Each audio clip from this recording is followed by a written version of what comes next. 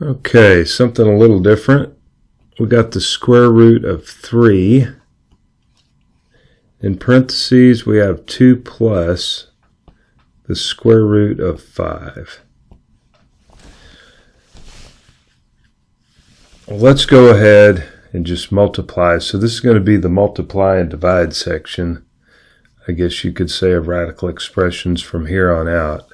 So we're multiplying the square root of 3 times, in parentheses, 2 plus square root of 5. So distribute this across.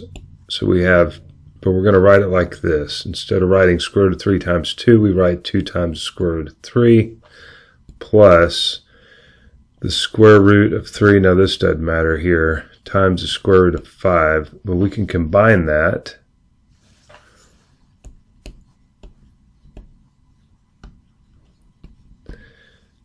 Three times 5 and put the whole thing under the radical.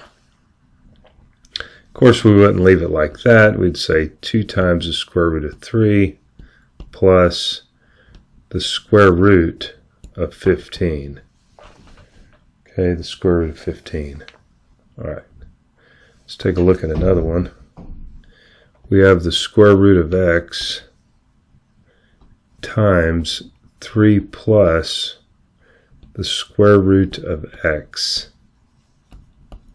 So we go ahead and distribute. Of course, we write the 3 out front plus the square root of x times the square root of x.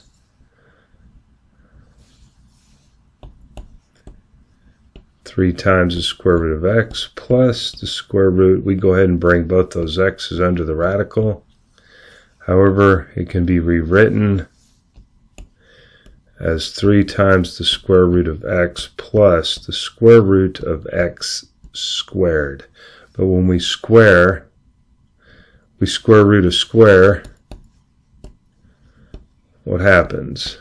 Well, we just get, kind of wrote that close together there, x.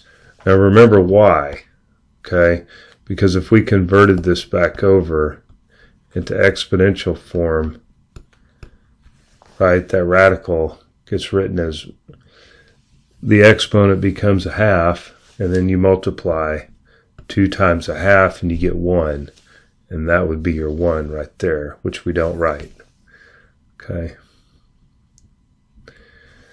Okay, we are moving along now. Square root of 5 minus the square root of 3 quantity squared. So we're going to want to multiply this out. So we have the square root of 5 minus 3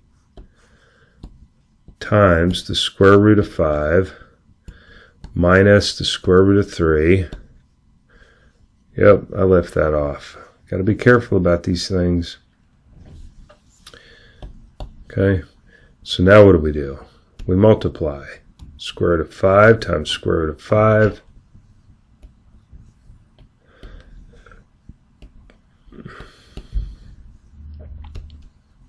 Square root of 5, okay, times the square root of 3, but don't forget the negative.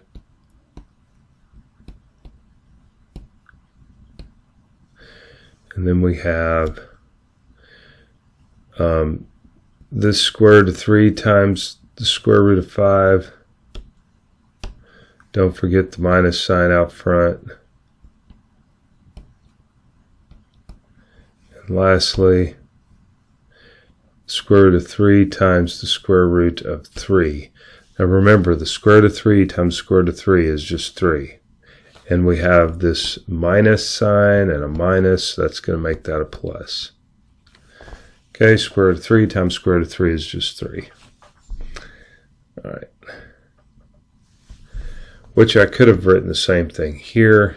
This just becomes 5 minus, okay, these are both like terms. There's 2 of them.